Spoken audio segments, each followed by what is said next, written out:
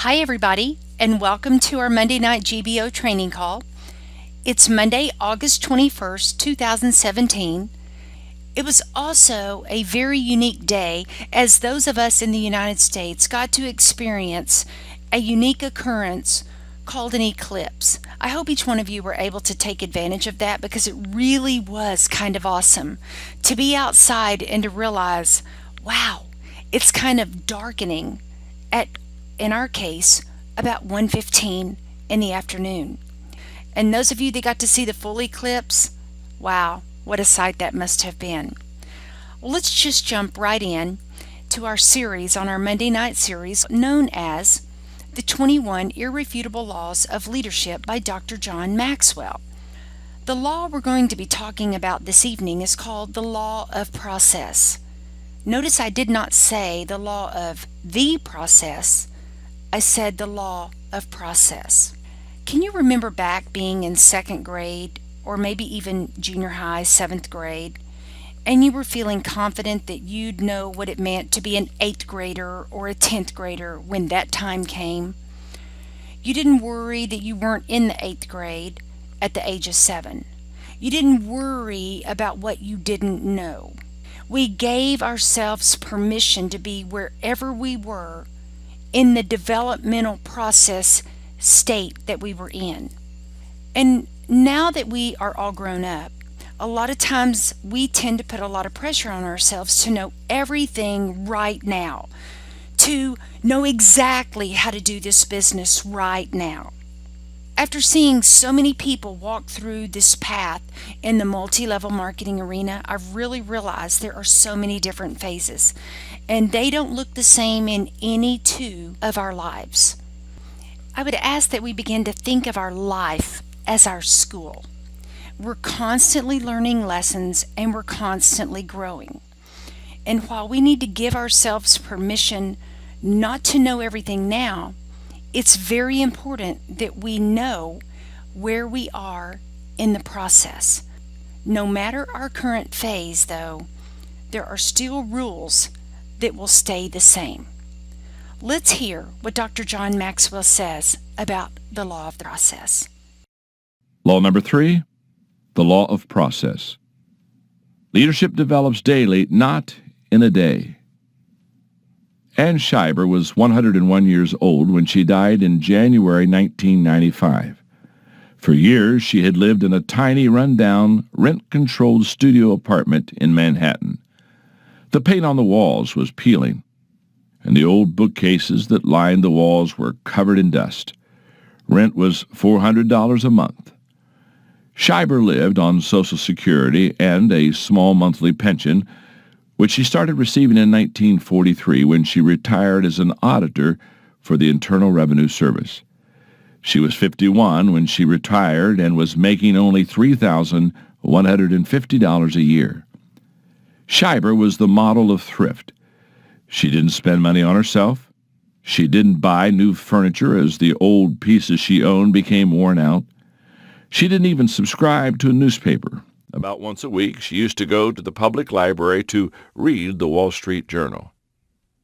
Imagine the surprise of Norman Lamb, the president of Yeshiva University in New York City, when he found out that Ann Scheiber, a little old lady whose name he had never heard and who had never attended Yeshiva, left nearly her entire estate to the university. When I saw the will, it was mind-blowing. Such an unexpected windfall, said Lamb. This woman has become a legend overnight. The estate Ann Scheiber left to Yeshiva University was worth $22 million. How in the world did a spinster who had been retired for 50 years build an 8-figure fortune? The answer is, she did it, one day at a time. By the time she retired from the IRS in 1943, she had managed to save $5,000. She invested that money in stocks. In 1950, she had made enough profit to buy 1,000 shares of Shearing Plow Corporation stock, then valued at $10,000. And she held on to that stock, letting its value build. By the time she died, those original shares split enough times to produce 128,000 shares worth $7.5 million. When it came to finances, Scheiber understood and applied the law of process. Becoming a leader is a lot like investing successfully in the stock market. If you hope to make a fortune in a day, you're not going to be successful. There are no successful day traders in leadership development. What matters most is what you do day by day over the long haul. If you continually invest in your leadership development, letting your assets compound, the inevitable result is growth over time. In a study of 90 top leaders from a variety of fields, leadership experts Warren Bennis and Bert Nannis made a discovery about a relationship between growth and leadership. It is the capacity to develop and improve their skills that distinguishes leaders from their followers. That's what happened to me when I took my first leadership position in 1969. I had captained sports teams all my life and had been the student government president in college, so I already thought that I was a leader. But when I tried to lead people in the real world, I found out the awful truth. Being put in charge is not the same as being a leader. I struggled for a while in that first leadership position. To be honest, I relied on my extremely high energy and whatever charisma I possessed. But there came a moment when I realized that leadership was going to be the key to my professional career. If I didn't get better at leadership, my career would eventually bog down, and I would never reach the goals that I had set for myself. Fortunately, at that time, I had breakfast with Kurt Kampmeyer of Success Motivation, Inc. At that breakfast, he asked me a question that would change my life. "John," he asked, "what is your plan for personal growth?" I fumbled for an answer and then finally admitted that I didn't have one. That night, my wife Margaret and I decided to make financial sacrifices so that I could get on the program that Kurt offered. That was an intentional step toward growth. From that day to now, I have made it a practice to read books, listen to tapes, and go to conferences on leadership. Around the time I met with Kurt, I also had another idea.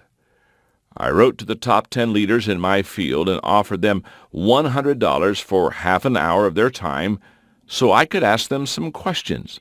That was quite a sum for me back then. For the next several years, Margaret and I planned every vacation around where those leaders lived. If a great leader in Cleveland said yes to my request, then that year we vacationed in Cleveland so I could meet him. I can't explain how valuable those experiences were for me. Those leaders shared insights with me that I could have learned no other way. When you recognize your lack of skill and begin the daily discipline of personal growth, exciting things start to happen. What a person does on a disciplined, consistent basis gets him ready no matter what the goal. You can see the effect of the law of process in any walk of life. NBA Hall of Fame player Larry Bird became an outstanding free throw shooter by practicing 500 shots each morning before he went to school.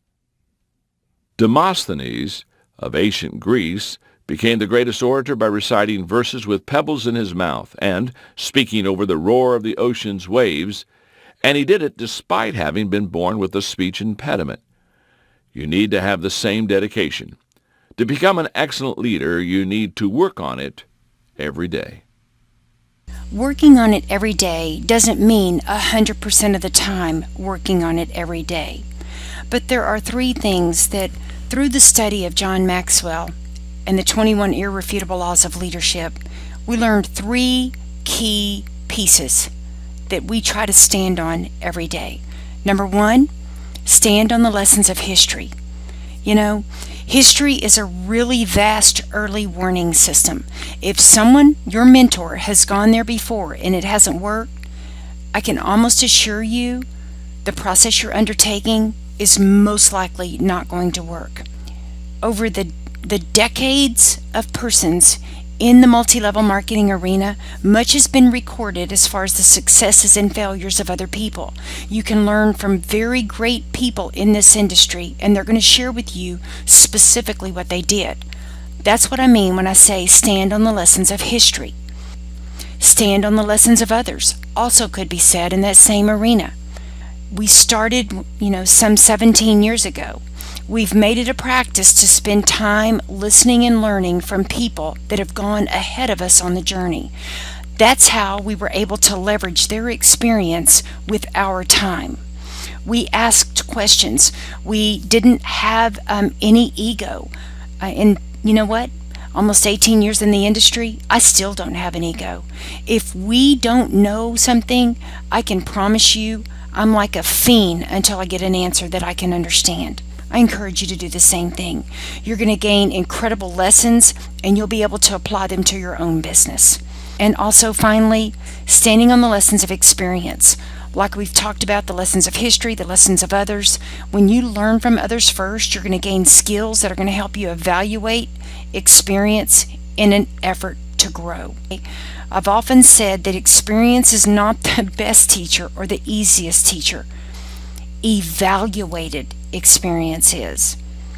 Use what you learn from others' experiences to evaluate your own, and you're going to go farther, faster than you ever could have realized otherwise. I hope this lesson has been valuable to you, and I hope you'll take it to heart. And remember, as John Maxwell said, leadership develops daily, not in a day. So stand on the lessons of history, the lessons of others, and the lessons of experience. Make it a great day.